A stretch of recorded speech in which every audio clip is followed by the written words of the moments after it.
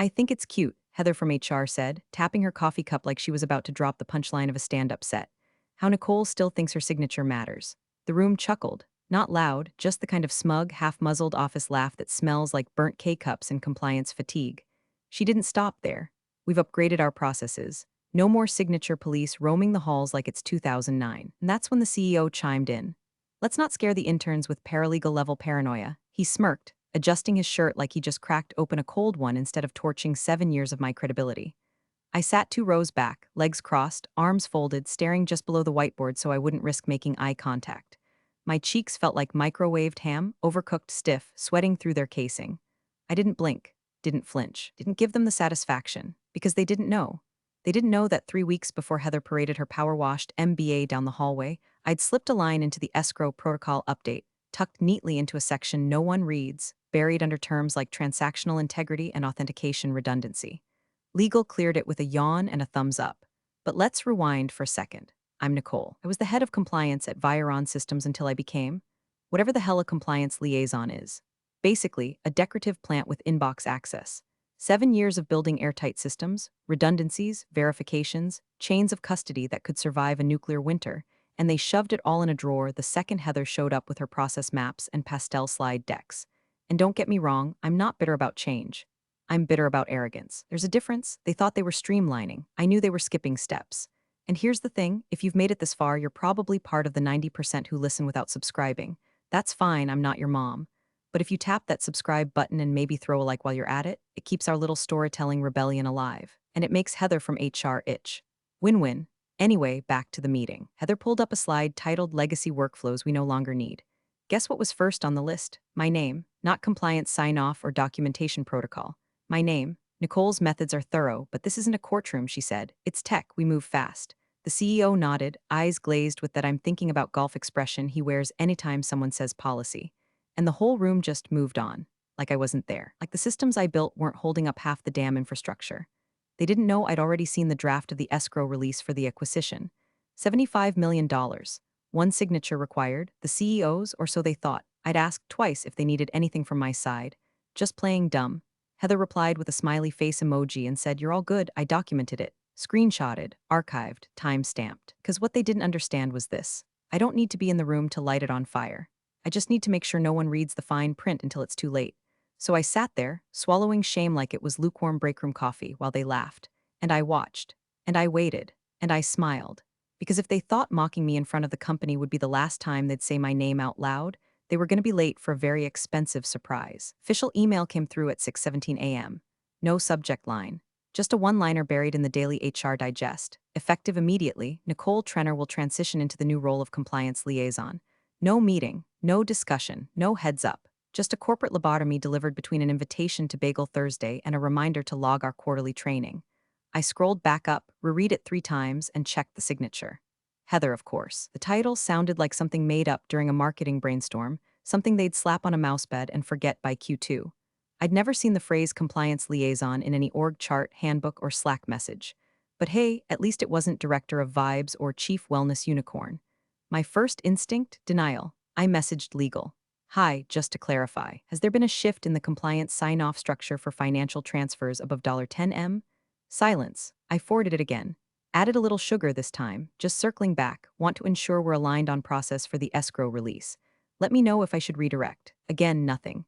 Then Heather CC'd me on a file review request addressed to Rob, the CEO's assistant, man whose idea of due diligence is printing spreadsheets and hand-delivering them in manila folders like it's 1997. That was the moment I knew. I wasn't just being pushed aside, I was being erased. And it wasn't messy. No dramatic firing, no cardboard box walk of shame, no HR escort. Just a quiet, surgical removal of authority. They didn't want me gone. They wanted me neutralized. The compliance liaison portal they gave me access to was a glorified internal wiki with 2 broken links and a list of outdated memos from 2022. I clicked around like a ghost haunting her own damn cubicle. When I requested access to the escrow chain again, because, I designed it, I got a boilerplate reply from IT. Per HR directive, access to transfer-level systems is currently restricted.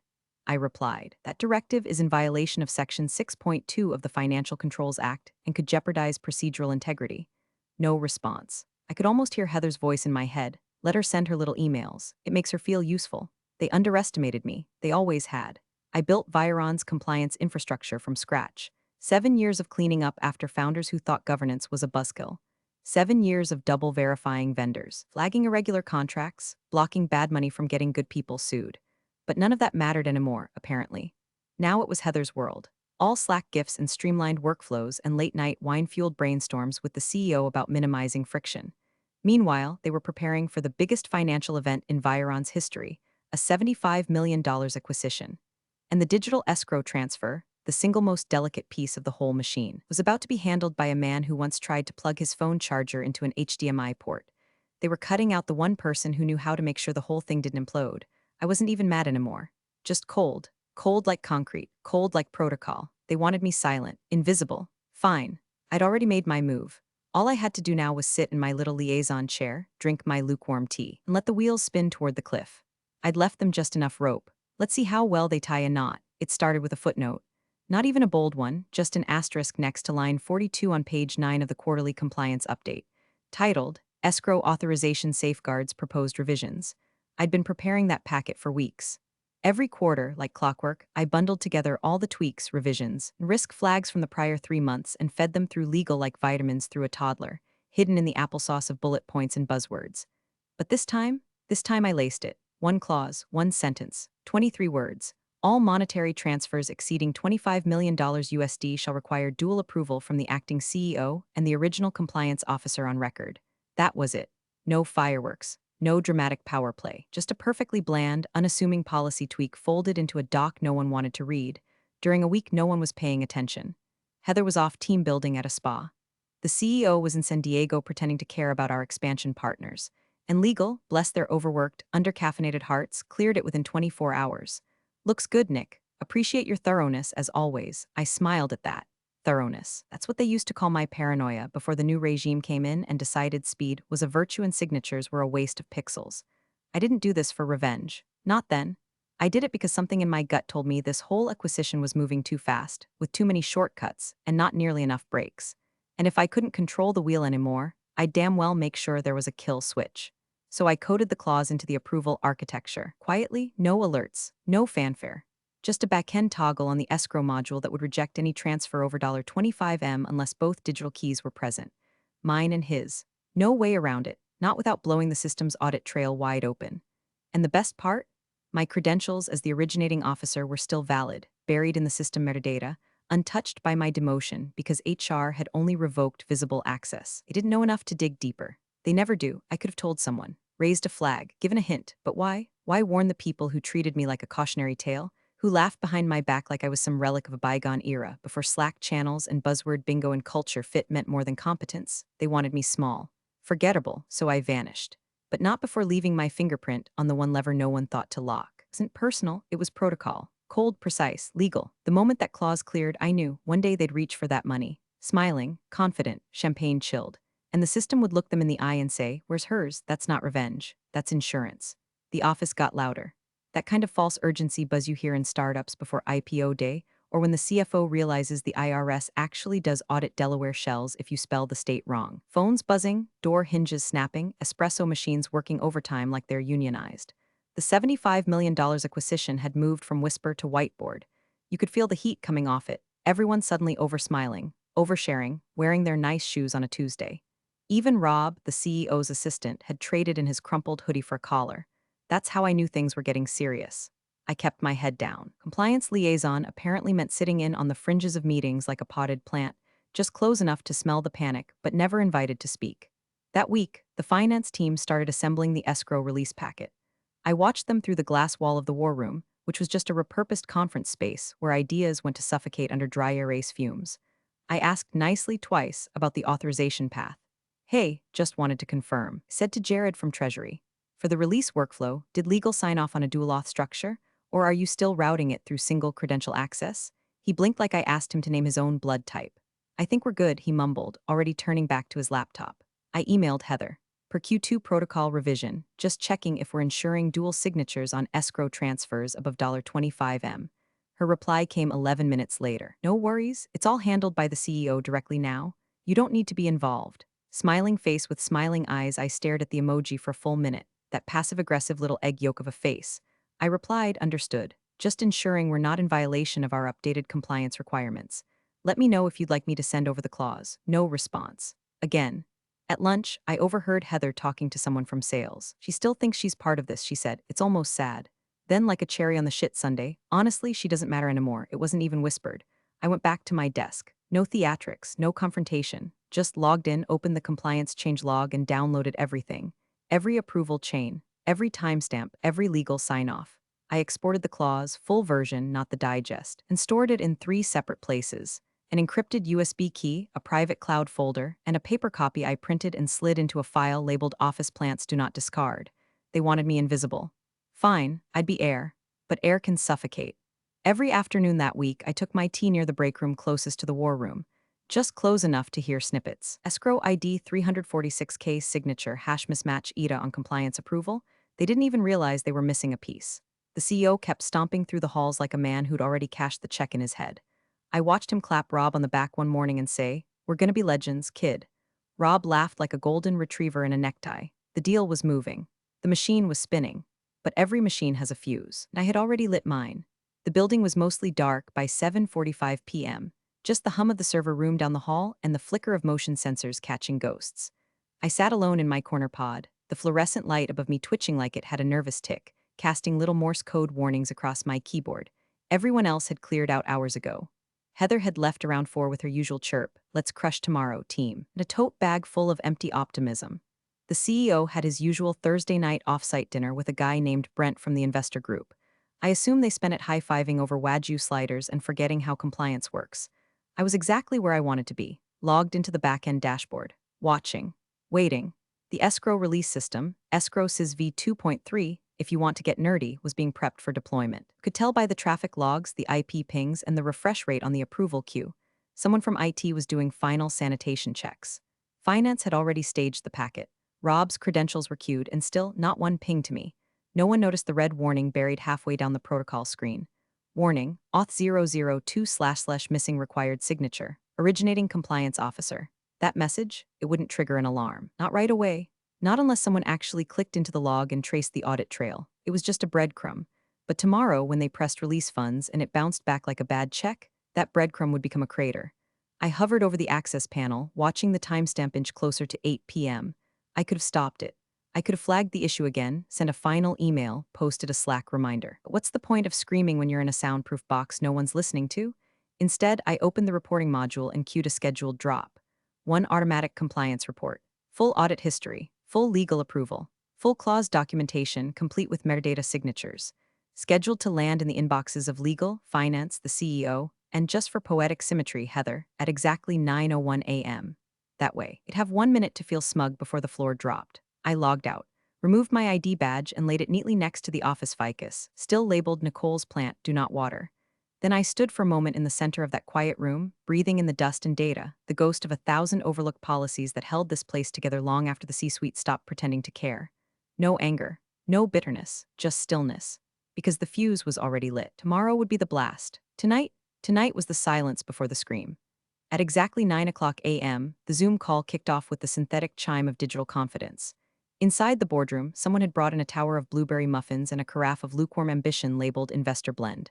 Heather was mid-laugh when the CEO clapped his hands and declared, "Let's get this party started." The lead investor, Malcolm Crane, mid-60s, gray-templed, glacier-eyed, appeared on-screen with 2 younger analysts flanking him like silent bouncers. "Thanks for making time," the CEO said, voice syrupy with charm. "We're thrilled to finalize this morning. Viron's ready to move forward with full transparency and maturity, and we know this is the beginning of something special." Heather nodded along, already holding her pastry like it was a mic. "Everyone's been incredible. The team's just dialed in, especially on compliance. It's really a new." I wasn't in the room. No one expected me to be. I was sitting across the street in a grimy coffee shop that didn't even bother frothing the milk, stirring a tea bag like it owed me rent. I'd left my laptop open, headphones in, tuned into the meeting through the company-wide stream meant for optional observers. Optional, that's what they'd called me. In the boardroom, finance had lined up the digital packet. Rob had clicked the final confirmation at 8:57. Everything was queued, $75 million ready to move. The CEO leaned back, beaming, "We've already staged the transfer, just waiting for green light on your end, Malcolm." The analysts tapped on keyboards. Malcolm adjusted his glasses. Silence for 2 seconds, then 3. One analyst frowned, scrolling through something off-screen. Malcolm's voice came low and flat. I see the CEO's signature on the escrow packet, but where's hers? The room blinked. Sorry. CEO asked too fast. Malcolm didn't blink. Nicole Trenner, your originating compliance officer. The clause in your Q2 compliance update requires her signature for any escrow release above $25 million. I only see one. Pulse shift. Muffins stopped mid-bite. Heather looked up like someone had just slapped her with a PDF. I think that's outdated, she said quickly. Nicole's not part of that process anymore. Malcolm turned to his analyst. Show me the metadata. A click. A pause. Then the younger man spoke. Clause is valid, signed by legal, dated 7 weeks ago, embedded in the approved policy framework and still in effect. The CEO's mouth opened, but no sound came out. Malcolm leaned forward just a fraction. Your systems show one signature. This requires two. If that's not resolved, the funds don't move. 9:02 a.m., right on schedule, across the street. My compliance report auto-deployed. A digital time bomb disguised as protocol. The blast radius just starting to spread. And back in that boardroom, every eye turned to the CEO. Every nerve, every smile, every illusion of control gone. Frozen, dead center in the crater. Legal hit the table like a dropped casserole. Elise from corporate counsel came in mid-scroll, laptop still tethered to its charger, hair half-tied in a panic knot that screamed. I was not invited to this fire, but now I'm the extinguisher. Heather practically flung her phone at her. There's gotta be a mistake. Nicole doesn't even work in compliance anymore. Elise didn't answer. Just typed like her fingers were chasing a train. She pulled up the compliance archive, flipped through the Q2 update, and stopped cold. On the screen, Section 4.2, the escrow release protocols. Revised, all monetary transfers exceeding $25 million USD shall require dual authorization from the acting CEO and the originating compliance officer on record at the time of process initiation. Elise looked up. This went through, fully approved. Legal signed off. Timestamp matches. It's active, but Nicole was reassigned. The CEO barked, his voice cracking like a cheap laminate desk. She was removed from that role weeks ago. Elise didn't blink. She submitted this before her reassignment. And per metadata logs, her credential remains listed as the originating officer for this specific transaction stream. Unless someone formally amended the policy or reassigned the credential chain, she stopped. Looked at Heather. Did anyone file the reassignment with systems compliance? Heather opened her mouth, then shut it because the answer was no. It changed her title, not the wiring underneath. They'd painted over the lock without changing the key. The investor's analyst cleared his throat. Would you like me to read it aloud? Malcolm gestured. Please do. The analyst, calm as a surgeon, read each word like a eulogy. All transfers exceeding $25M require dual authorization from the acting CEO and the originating compliance officer. Originating compliance officer, Nicole Trenner. The room went stone quiet. You could hear someone's phone vibrate on the table. Heather muttered, but she doesn't have system access. She doesn't need it, Elise said. Her credential is embedded at the policy level. It's hard-coded. The system needs her digital signature, not her login. Rob looked like he might cry. He kept mouthing something silently. Malcolm leaned back. So this transaction has been initiated without valid compliance. Is that what I'm hearing? Lise nodded once. Correct. Then we're not moving a single cent. Heather turned pale, blinking at the muffins like they might offer legal advice. The CEO's face sagged, colorless like a man watching his own obituary scroll across the screen. Across the street, I stirred my tea, didn't smile, didn't flinch. Just watched the slow-motion car crash unfold with the serenity of a surgeon who knew exactly where to cut. They erased me from the org chart, but they forgot I wrote the damn blueprint. Now they were scrambling over protocol they never bothered to understand. And I just sat back and let the ink dry. The room cracked open at the seams. Not with noise, but with the absence of it. The kind of hush that falls right after someone accidentally hits reply all on a termination memo or discovers a folder labeled "Do Not Open" during a forensic audit. The CEO tried to salvage it. Let's not get bogged down in semantics, he said, forcing a chuckle that landed like a wet sock on a tile floor. We're happy to correct the oversight. Rob, resend the packet. Malcolm raised one hand. Not high, not dramatic, just enough to cut the air like a scalpel. We don't override compliance protocols, he said flatly. Especially not on transactions of this magnitude.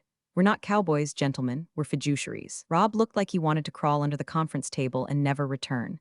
The CEO's fingers twitched toward his tablet, trying to pull up the escrow interface. Maybe we can trigger a manual override, just temporarily. I wouldn't do that, Elise said quietly. He looked at her. Excuse me?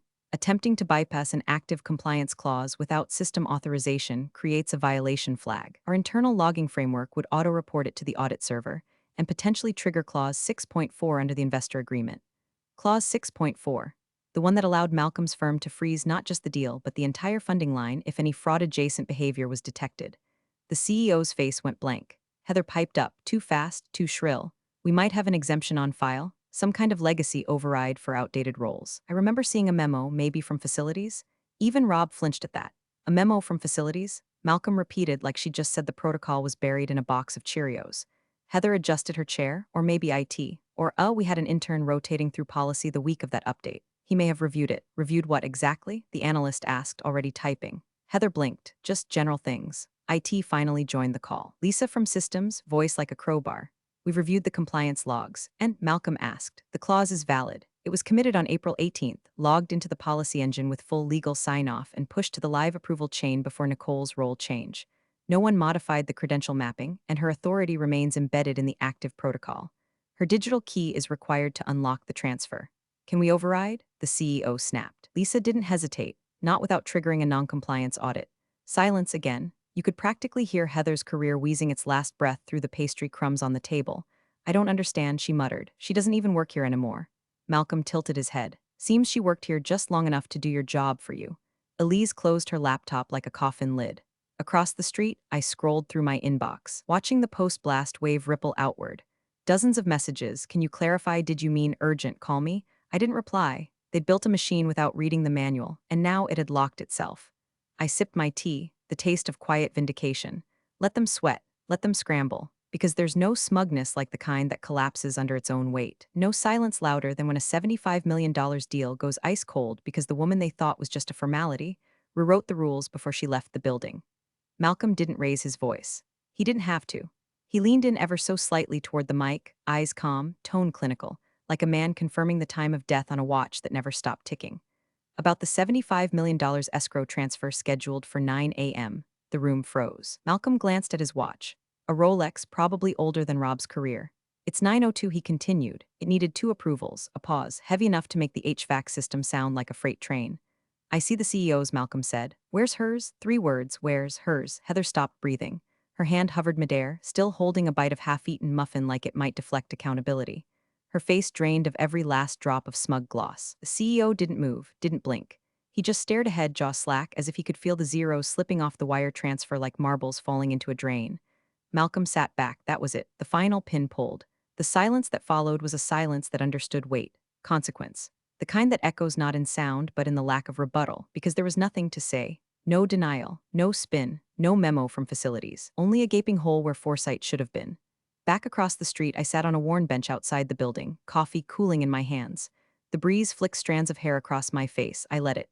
I watched birds fight over a crust of bread near the curb. I watched Heather step out of the building on her phone, mouth moving fast, eyes darting. She didn't see me, didn't have to. Because right then, inside that conference room, my final report triggered the follow-up audit. A quiet compliance alert. Automatic, timed, immutable. It would call for a full review of all recent financial authorizations and clause modifications. It would flag everything. And it would start not with the CEO, not with Heather, but with me, the ghost in their system. The name they laughed at, deleted from the directory, joked about over lunch. And yet, still embedded, still required, still holding the key. They didn't fire me, they didn't demote me, they tried to erase me. But erasing only works if the paper doesn't remember who wrote the first draft. I took a sip of my coffee. It had gone cold, but it tasted just fine. Big thanks for watching, you sneaky seniors. Subscribe to keep the coffee pot brewing revenge. Your ex-colleagues won't know what hit him.